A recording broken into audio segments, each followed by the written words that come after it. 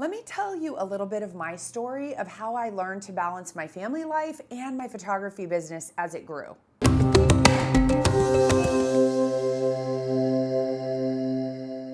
I'm Sarah Petty.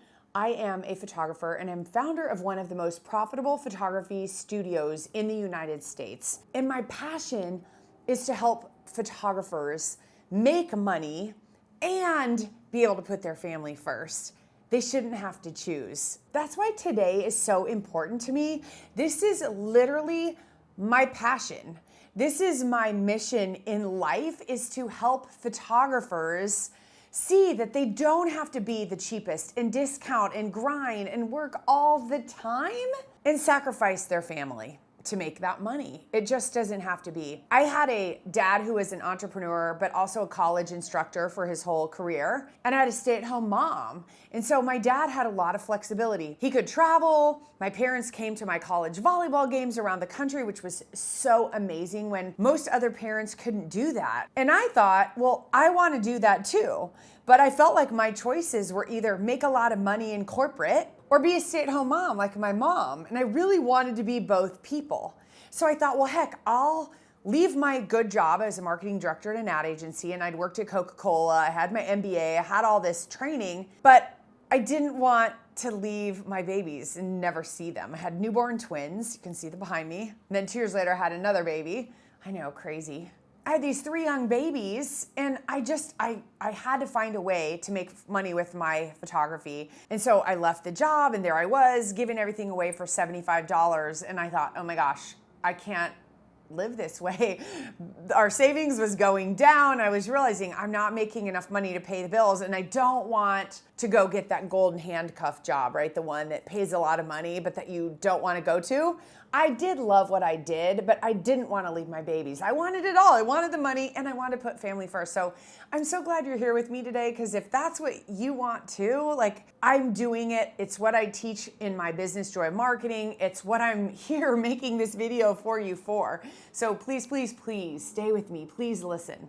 Okay, first, I want to talk about learning to put family first, but also running the business. I know it's easy to say, oh, I'm putting family first, but then you're not doing anything for your business and you're not making any money. Or if you put business first, you feel guilty that you're leaving your family. When you're with your family, you feel guilty not being with your business. I remember having all of those feelings until I realized I want to put my family first. So I'd lay out my calendar and I would put all my kids' things on it. And I remember thinking, okay, if I can just get my business rocking by the time they're in junior high, we're tall people, you can't tell, but I'm like 6 feet tall, maybe a little taller. I was rounded down. I always told people I was 5'10" and 3/8. I know, but now I wear heels. I love being tall.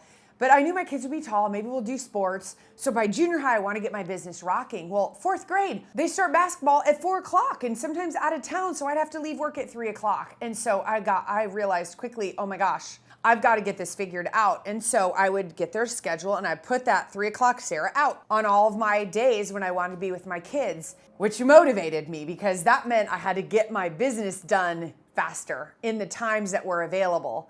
And so it wasn't family only, don't misunderstand me. And also family first doesn't mean run a business willy-nilly where I'm canceling people saying, I don't have a babysitter. No, like when I committed to my clients, I showed up. That's what family first means to me. So put your family things on the calendar. You hold every commitment that you make to a client. You don't reschedule. You have backups to your backups. If you run your business profitably, you can do that in less time. That's why the boutique model is so important. By boutique, that's what I teach here. That's what all these videos are. You can surf around. You can go through my channel and look at all the videos. I talk about pricing. I talk about marketing. I talk about the boutique model. That's what my business teaches. That's what we coach photographers on. So go gobble that up. There's so much information on how to do that. But that's why it's more important when you have kids and you want to put your family first. Because if you're charging $200, giving it all away, your life is going to stink. You're going to be up all night. You're not going to want to get up in the morning. That was my story. And it just became this cycle. Hated that. Number 2, the biggest thing I did was switching to the boutique business model. I'd been charging $75, giving people all the proofs because I started back in the days of film, giving it all away for $75, hoping they would buy something. And I had film costs and processing. I know I had an MBA, yet I couldn't do that math. It was $10 profit, which really you can't call that even a profit. What do they call that? An ASS tax, a stupid tax. Yeah, I heard someone say that the other day. They call that a stupid tax. Well, I definitely got the stupid tax because it took me a bit to do that math. I actually did that math pretty quickly, that I was making $10 per session. When it cost me $65, I was charging $75. So I realized I gotta figure this out, because why would I get a babysitter to take care of my 3 little babies to go photograph someone else's beautiful little babies and not make enough money to even pay the babysitter? So something had to change. I had to figure it out. And I knew the answer was a different model. It wasn't just doing more volume, being underpriced. It was about creating more value and being worthy of charging more. But I had to figure out how to do that. Third thing I did was got good at the business side. While I had these 2 business degrees in college, if you're considering it, they teach you how to crunch numbers and go into corporate. They don't teach you how to price a photography business, a market that competes with free, because everyone has a digital camera. They don't teach you that in business school. And it's funny, I'll have students in my coaching programs who say, oh, I had a coach in town. He's not a photographer and he's trying to coach them on how to price, telling them to deeply discount and do Groupon and all these things. And I'm like, no, that's not consistent with the model that you want. So I really have a strong filter about being careful where I take advice. I only take business advice from someone who's where I want to be, doing what I want to do. If they're working day and night and making a lot of money, but their life is terrible, I don't want their advice. I want the person's advice who's doing it in a much easier way. Sort of like if you have kids and they're being monsters. I went through a couple of those times in the last 20 years. I didn't go to my friends who didn't have children for advice. I went to the people who had like 6 kids and they all behaved so nicely. That's where I went for advice. So remember that in business, you want to be careful who you're taking advice from. That's why in the beginning, when I share that I own one of the most profitable photography businesses in the country, not to brag, but so that you know you're taking advice from someone who is making money. The Professional Photographers of America gave me that designation. They looked at my financials. They did a benchmark study of all these photographers all over the United States, and mine was right there at the top in profitability, in low cost, in high profit margin, all those categories. I was at the top, which should show you, like, I've been doing it 25 years, and now I've built systems teaching it. My students get results. So if you're looking for a mentor, that's great. I might be the one for you.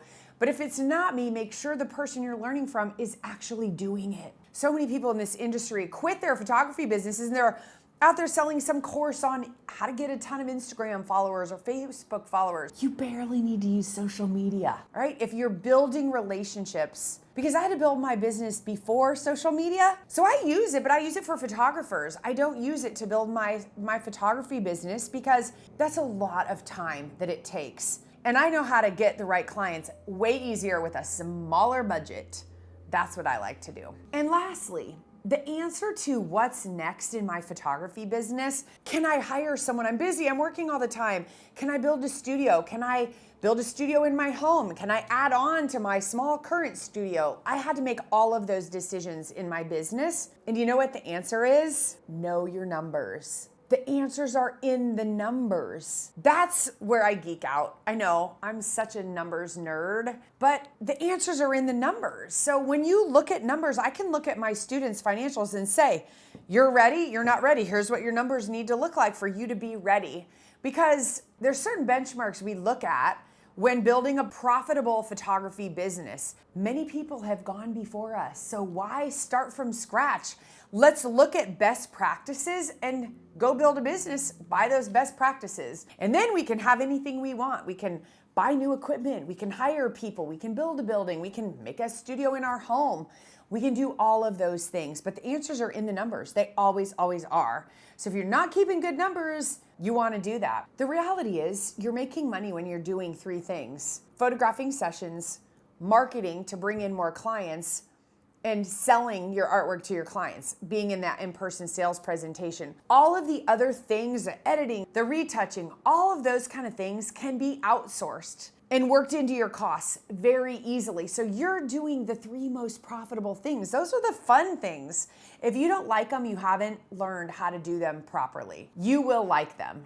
They're so fun. If you learn systems to serve your clients, you can learn to love it and make money Imagine what your life would be like if you could make money, even if it's part-time. I have students who are single parents, who are full-time. I have one student, Andy Anderton, who has a couple little girls. She gave up her teaching job to stay home full-time with her girls and makes over $50,000 a year in her photography business, very part-time. Imagine what that would be like, or replacing your income at your job, using it to fund family vacations and all the extras, like the club sports and flying direct instead of connecting through 6 cities when you go on a family vacation. Those extra things cost money. So whether you want the dream studio like I wanted and finally built, or you just want extra money, your camera can do it for you. You don't need a studio to charge more. In fact, it's gonna freak you out if you get a studio before you're ready. But the answers are in the numbers. We know that, right? We know that. Just know you can do this. You can build a life where you're making good money and putting family first. You don't have to choose. You really don't. No matter what phase of photography you're in, we would love to support you. That's what we're here for. Leave a comment below and be sure to check out the resources that are down below for you.